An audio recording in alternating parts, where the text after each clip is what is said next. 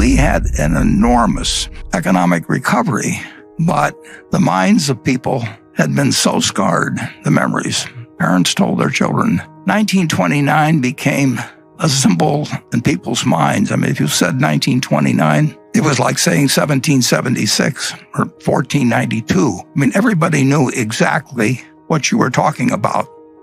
In 1929, my dad, who was 26 years of age then, was employed as a securities salesman by a local small bank. He sold stocks and bonds, but he mostly sold stocks. And when stocks fall 48%, and you were selling them to people a few months ago, you really don't feel like going out and facing those same people. So I think my dad probably elected to do, as they say now, shelter in place, which means stay at home. And there really wasn't that much in our house. We just had a small yard. It was wintertime anyway. My dad wouldn't have been puttering around the yard anyway. And there really wasn't, the television wasn't there. And he and my mother got along very well. So under those conditions, I was born about 9 months later. So I didn't notice at the time that the market was closed. But the stock market had actually recovered over 20% during that 9.5 month period or thereabouts. People did not think in the fall of 1930, they did not think they were in a Great Depression. They thought it was a recession, very much like had occurred at least a dozen times, although not always when stock markets were important. But we'd had many recessions in the United States over the time, and this did not look like it was something dramatically out of the ordinary. Actually, for about 10 days after my birth, the stock market actually managed to go up all of 1 or 2% there in those 10 days. Well, from that point, the stock market went from level of 240 to 241, which was a noticeable decline because if somebody had given me $1,000 on the day I was born and I'd bought stocks with it and bought the Dow average, my $1,000 would have become $170 in less than 2 years. That is something that none of us ever experienced. That we may have had it with one stock occasionally, but in terms of having a broad range of America marked down 83% in 2 years and marked down 89% of the peak was in September 3rd, 1929, was extraordinary. And in that intervening period, less than 1 year after I was born, just slightly less than 1 year, my dad went to the bank where he worked and had his account. And of course, the bank had a sign on it closed. And so he had no job. He had 2 kids at that point. His father had a grocery store, but Charlie and I both worked for my grandfather. Charlie worked there in 1940. I worked there in 1941, so we didn't know each other. But my grandfather said to my father that, "Don't worry about your groceries, Howard." He says, "I'll just let your bill run." That was my grandfather. Not exactly. He cared about his family, but he wasn't going to go crazy. And one of the things as I look back on that period, and I don't think economists generally like to give it that much of a point of importance, but have questions about your financial situation? Get a second opinion on Money Pickle. In less than 5 minutes, you can book a 45-minute video chat with a vetted and trusted CFP, fiduciary, or hybrid advisor. They'll tell you exactly what they'd do in your shoes. Ease your mind on retirement, estate planning, 401ks, taxes, inheritances, whatever's stressing you out. Best of all, it's free. You can even start a relationship with your professional, but there's no obligation and no commitment. Money Pickle, your free financial help desk. Book your free session on moneypickle.com today.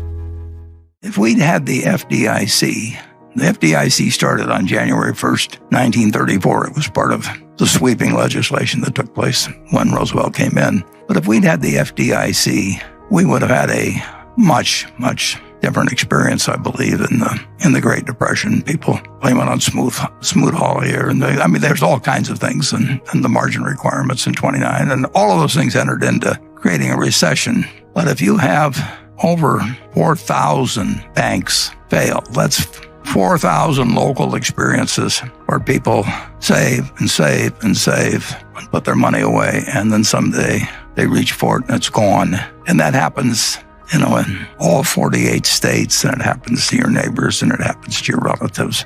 It has to have an effect on the psyche that's incredible. So one very, very, very good thing that came out of the Depression, in my view, is the FDIC. And it would have been a somewhat different world, I'm sure, if the bank failures hadn't just rolled across this country and the people that thought that they were savers found out that they had nothing when they went there, and there was a sign that said closed.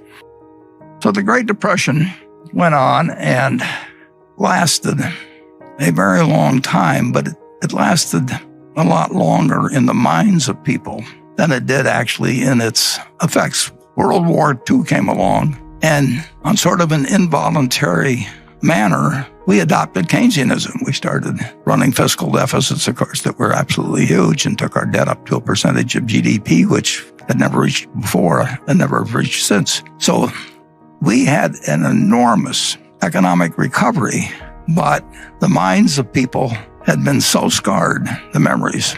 Parents told their children. 1929 became a symbol in people's minds. I mean, if you said 1929, it was like saying 1776 or 1492. I mean, everybody knew exactly what you were talking about, and it affected stock prices in a rather remarkable way. It was January 4th of 1951 that the kid who was born on August 30th in 1930 had finished college before the stock market got back to where it was at that earlier time. So take the years from 1920 or 1929 to 1951, and bear in mind that, the country was only 140 years old when this started. That's 20 years out of this amazing 231-year lifetime of our country. That was flat out a time for a long time of no economic growth and no feeling by people in terms about the wealth of the country, about what the American economy was worth, what all these corporations that were doing far, far, far better than they were long ago. But it took all of that time to restore in the market a price level that was equal to what it was when I was born 20 years earlier. So if you think about the fact that we're enduring a few months, and we'll endure many more months, and we don't know how it comes out. And people in the 30s didn't know how it was going to come out, but they endured, persevered, prospered, and the American miracle continued. But it's interesting in that at the start of 1954, the stock market the Dow was only at about 280. And I remember 1954 because it was the best year I ever had in the stock market. The Dow went from 280 or thereabouts at the start of the year to a little over 400 at the end of the year. And as soon as when it crossed 381, that famous figure from 1929, when it went to 400, everybody wondered, is this 1929 all over again? And that seems a little far-fetched because it was a different country in 1954. But that was the common question, and it actually achieved such a level of worry about whether we were about to jump off another cliff, just because the 381 of 1929 had been exceeded, that Senator Fulbright, Bill Fulbright of Arkansas, who became very famous later in terms of the Foreign Relations Committee, but he headed the Senate Banking Committee, and he called for a special investigation. He really was questioning whether we had built another house of cards again. And his committee, in March of 1955, with the Dow at 405, assembled 20 of the best minds in the United States to testify as to whether we were going crazy again. The Dow was at 400, and we'd gotten in this incredible trouble before. But that was the mindset of the country. It's incredible. We didn't really believe America was what it was. And my boss, the reason I'm familiar with this, was that I was working in New York for one of the 20 people that was called down to testify. And I remember, because Ben Graham was one of the 3 smartest people I've met in my life, and when he testified, the Dow at 404, he had one line in there right toward the start in his written testimony, and he said, the stock market is high, looks high, it is high, but it's not as high as it looks. And since that time, we felt the American tailwind at full force, and the Dow, when we made the slide, it was about 24,000. So you're looking at a market today that has produced $100 for every dollar. All you did was had to believe in America, just buy a cross-section of America. You didn't have to read the Wall Street Journal. You didn't have to look up the price of your stock. You didn't have to pay a lot of money in fees to anybody. You just had to believe that America was intact. But you'd had this testing period between 1929 and certainly 1954, as indicated by what happened when it got back up to 380. You had this testing period, and people really, they'd lost faith to some degree. They just didn't see the potential of what America could do. And we found that nothing can stop America when you get right down to it. It's been true all along. It may have been interrupted with the scariest of scenarios when you had a war with one group of states fighting another group of states.